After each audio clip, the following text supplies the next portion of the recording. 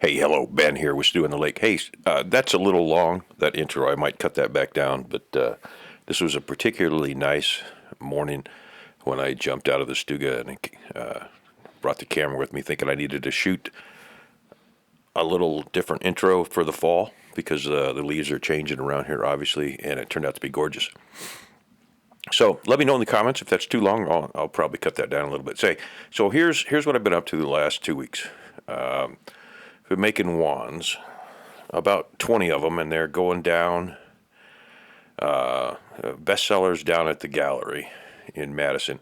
So they needed boxes to go with them to make them a little more palatable or a little more professional. I don't know how you'd put that. So I thought I'd run through how I make some boxes. I don't normally do boxes, but in this case I needed to do them, and I'm not making a whole lot of money off the boxes, but they do help with the presentation. So sit back and enjoy. Here's how we'd crank out a pretty simple, easy box, and you can get as elaborate as you want to on this. If you're only making one, obviously you can afford to spend a couple hours. I've got this down to about, probably 15 minutes per box. But then you get some tissue paper inside the box, a little handwritten note on it, and poof, there's a store product ready to go, ready to sell, and there's a whole bunch of boxes. So how do you get to this point? Well, it's pretty straightforward. This was, I made a trip to Hobby Lobby because it's the closest to me. I would prefer to go to Michael's, I think, over that. That's just my preference, but you'll need a pencil or some kind of a marking deal. That is to do a little bit of burnishing. I'll show you that, and it is actually an X-Acto blade, but that pen is actually off my iPad, what I do drawing with. So that's a $100 burnisher, but it just happened to have the right tip. Then do a little bit of extra marking. I'll explain that. Some scissors with the markers there. Those are permanent markers. Don't want to grab those if you run with your dry erase board. And then I went with some blue painter's tape. They make painter's tape in green. Of course, they make masking tape in other colors. And the colors I chose for the poster board, which is what's laying in the background there, that comes in about a 2x3 sheet. And I think it's probably, one was $2, the other was $3. And then here's some stickers, and they were give or take $4 for a packet. And I like those stickers in the middle of that one, and the selection wasn't that great, and they're a little bit too big. So you can use regular butcher paper or drawing paper. That's a 3-foot roll, and I'll explain that a little bit later on. But you'll need some poster board. You'll have to build yourself a pattern, and there's 2 patterns. There's 2 parts to this box. Obviously, there's a top that slides over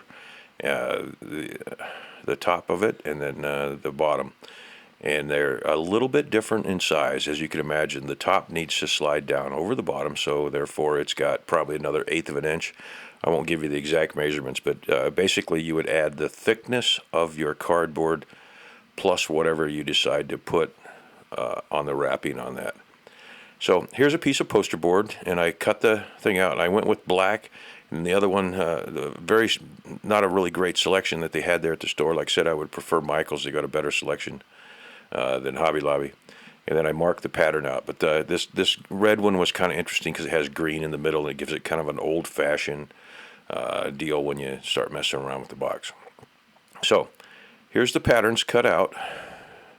Now you see that black one, how much bigger than the other is. It's not any longer per se, just a little bit longer, but it's about 1/8 of an inch bigger than the bottom one, and that allows it to slide over top of the smaller box. So how do we go about doing that? Well, you lay your pattern out on your poster board, you cut it out, you fold it up, tape it up, do a little bit of marking on it, and poof, you got 2 boxes, top and a bottom. And you see that green makes a nice contrast in the middle. And the reason I went with the blue tape is I just thought it made a fine contrast to it. So take your X-Acto knife, cut your pieces out. There's nothing particularly tricky to this part. I'm not a big fan of X-Acto knives. This is the 3rd blade in 15, 20 boxes that I've made. So they go about 5 boxes per blade, and then it's dull. And here is where I made a mistake. I cut the line, and I've been cutting just inside the line, and I'll show you a little bit more to that on that end tab on the right one. And the reason for that is when I fold the cardboard up on the sides, that's where those hash lines are. This one I show you right here. So here's where my mark is, and I should have cut this out on the pattern, but I didn't because I'm lazy. But I'm cutting just inside that line, probably the width of that cardboard plus maybe 1 layer of tape or 2 layers of tape. And here's kind of an example of that. See how I'm holding that into the side there? Now, the lines that I'm cutting on the side there are not even. They're also inset the piece of cardboard, those tapered lines. So they're not completely straight from tab to tab. You see how that right there where I pointed right there? Inside, that's about 1/8 of an inch on that cut going left to right that I'm going to show you in just a second. Here it is again. I'm cutting inside on the tab because you need a little bit of room for that cardboard to fold up. And this is just single layer with a corrugated in the middle. You can use any cardboard that you want.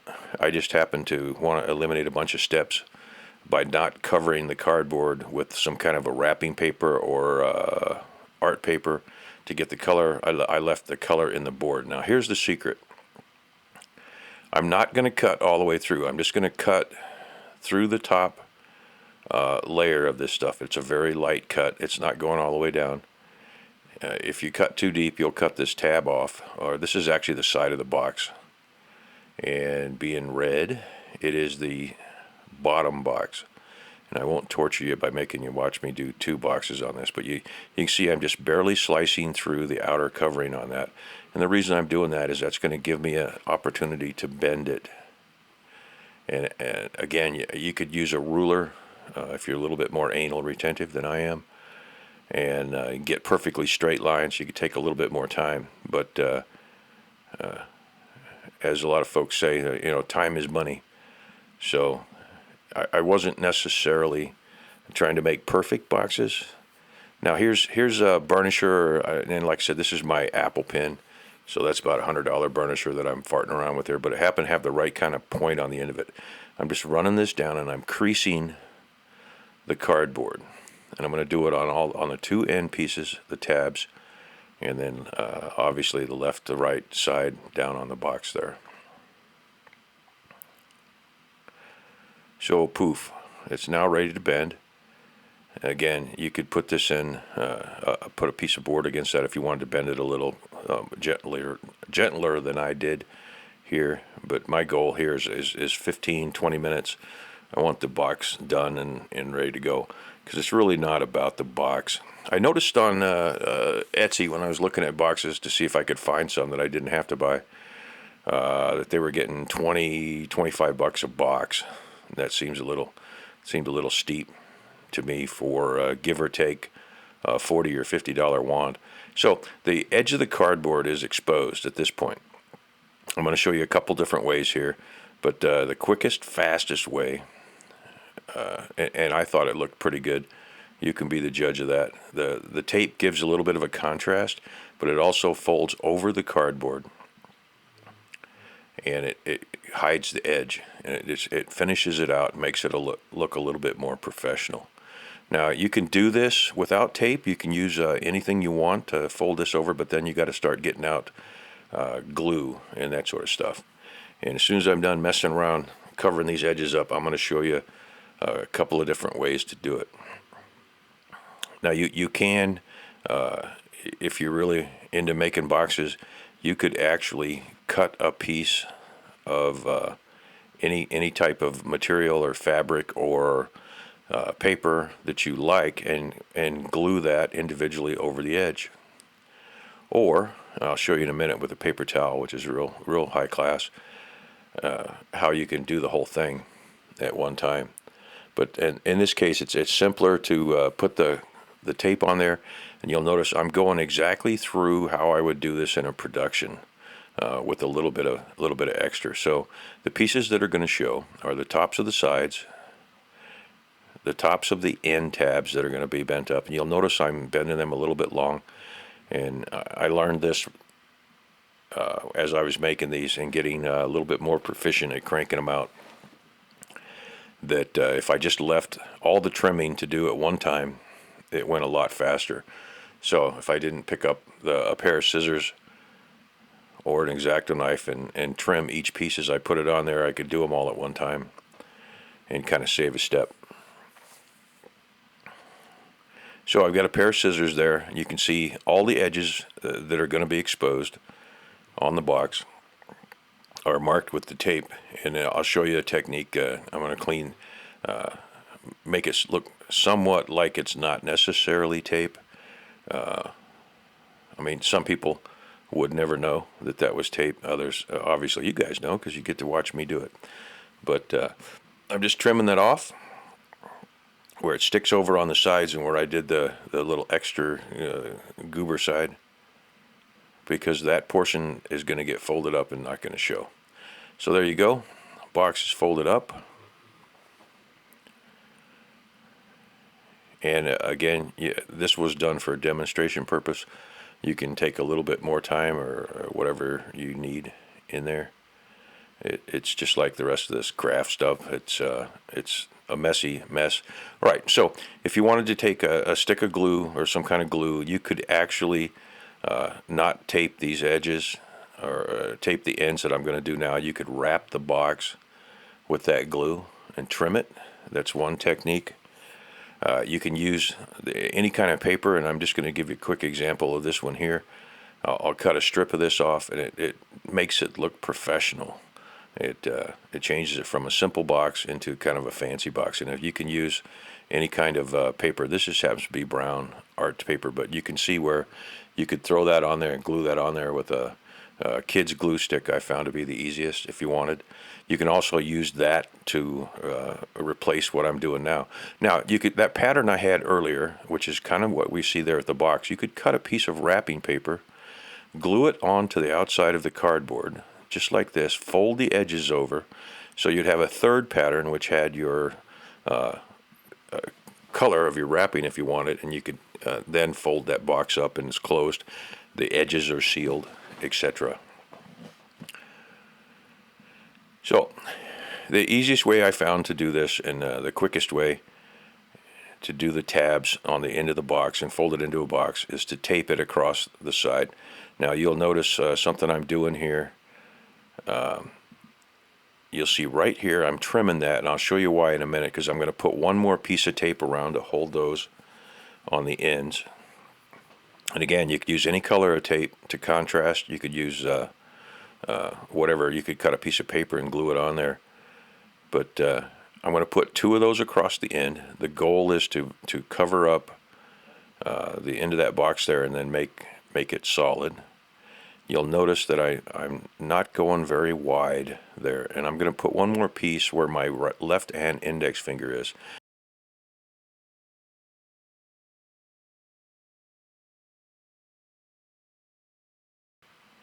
So you see that I've got the trimming in there, and I left it short because I'm going to cover that with a piece of tape now, and the tape is going to go all the way around the box, and it does two things. One, I'm going to I trim this end here so that when I go inside the box where I taped the edge, it doesn't extend down over the edge. Just makes it a little bit cleaner. Again, makes it look a little more professional. Of course, this box is going to be filled with tissue paper, and the wand is going to go in there. So two things going on here. One, the box supports the wand in a way. The box is not necessarily the art, although these look kind of cool. And it gets kind of a little bit of a package deal. It seems to work better than just selling an individual wand laying out by itself. So you can see I trimmed that. When I pull that in the side, I don't want it to extend down into the red of the poster board any more than the trim that I put around the edge of that. So poof, another end. You got two ends now. There you see what I ended up with on the box. And in fast motion here, this will be the top. And I just chose a different contrasting color. I was kind of trying to go for something that you would have if you were I don't know even, for some reason I want to say the 1300s, the 1500s. I have no idea what I'm even talking about, but it would be a little bit older. It would be hand done. It would have glitter, that sort of stuff. You could use glitter tape. And a point here later down the line, I'll show you where I draw a couple lines on these. But there you go. Top box just a little bit bigger than the bottom box. Slides in, got a nice fit. Looks professional, although it still kind of looks like tape.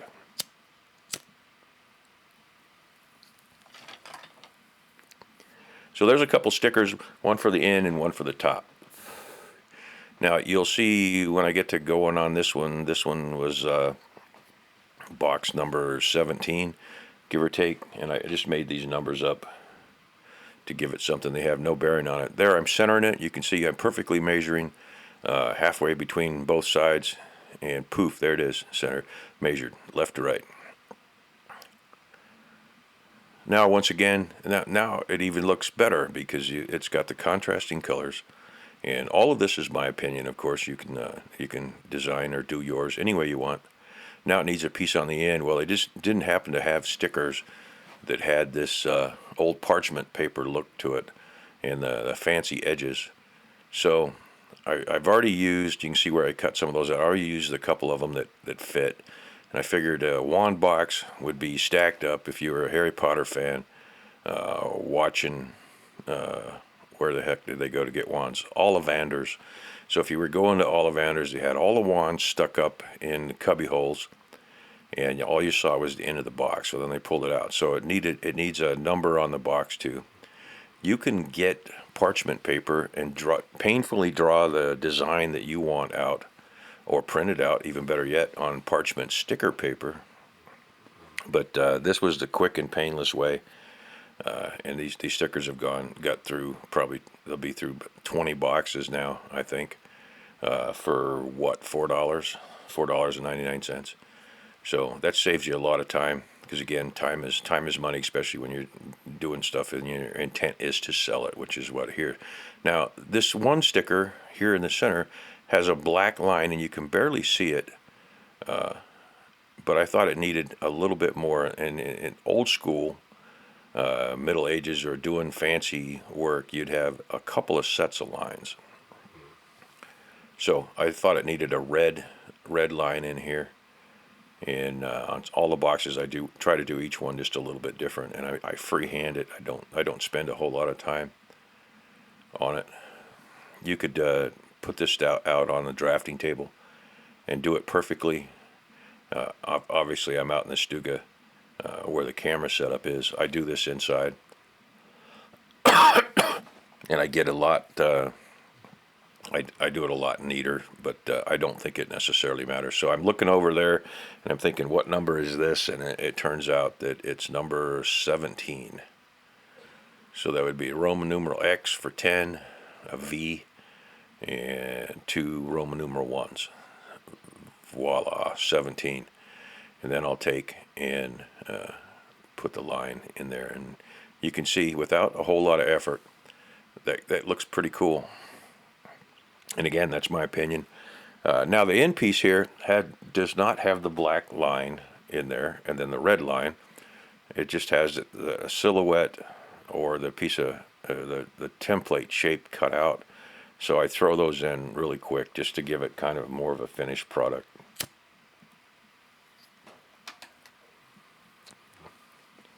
So I'll freehand the black, and then I'll come back inside and put another red line in there.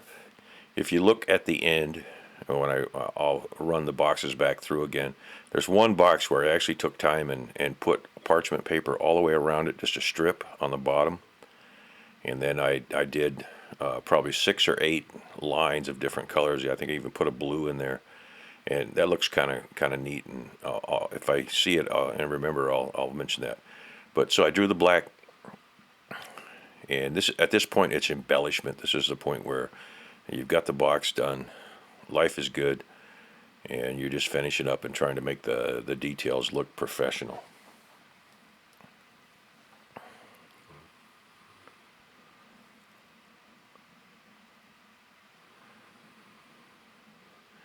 So like I said, this is going to go up, and this would, in theory, if you had a shop, this would be sticking up in a cubby hole, and you'd want to be able to look at the end of it, of the package, and pull out the correct number. And in this case, I didn't want to name these because there's obviously the Harry Potter series, and a couple of the wands are similar or close. If you're a true Harry Potter fan, you're going to find a little bit of a difference in some of the wands I did. But by and large, I think there's 2 or 3 companies that have the trademark to the Harry Potter wands. So I didn't want to duplicate those. Now, in the copyright world, you can see I drew a freehand black line down the tape. To me, that kind of delineates tape from something more finished product.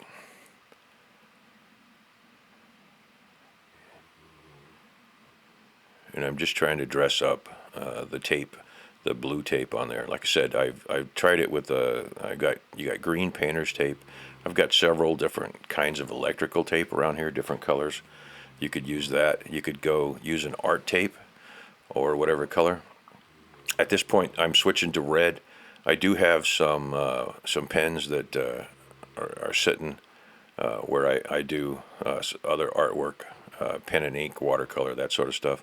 And they have metallic in them, but it didn't read very well on the blue. This red reads kind of as a black almost against the blue, but when the light hits it, it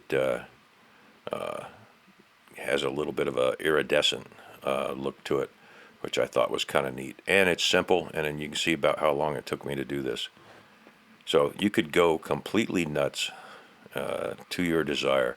If you're just making one box, you're making it, say, for a gift to put something that you built in. Poof, there's a box, semi-professional looking. Like I said, they're going on Etsy, the ones that they put a little more time in it than I did there, obviously. But $20-25 a pop. I think I figured it out. These boxes have about $1.50, $2 worth of material in there, and they make a nice presentation to add to the wands. So as always, we're getting near the end here. Here's a whole smack of the bunks, and this is what they all look like. They look kind of neat together. There's the one that I put the one stripe around it, that I actually glued that on. And you can see I had a random number there. And I didn't draw really straight lines, but it kind of reads kind of neat. And there you go. So if you ever want to, you can make this box for pretty much, or a box similar to this, of any shape or size, and you don't have to go to Uline or one of those places and try to figure out where to get a box from. So, as usual, take a look at Jordy Johnson's stuff over at Carving Fusion. You got Just Carve Rob, Mark the Maker, all those guys. Obviously, Mike over at Stennet Sticks. And when you look at them, there's going to be some wood carving shows coming up and that sort of stuff. But hey, before you leave, be sure and click and always leave me a comment if you would. Thanks a lot. This has been Ben with Studio on the Lake.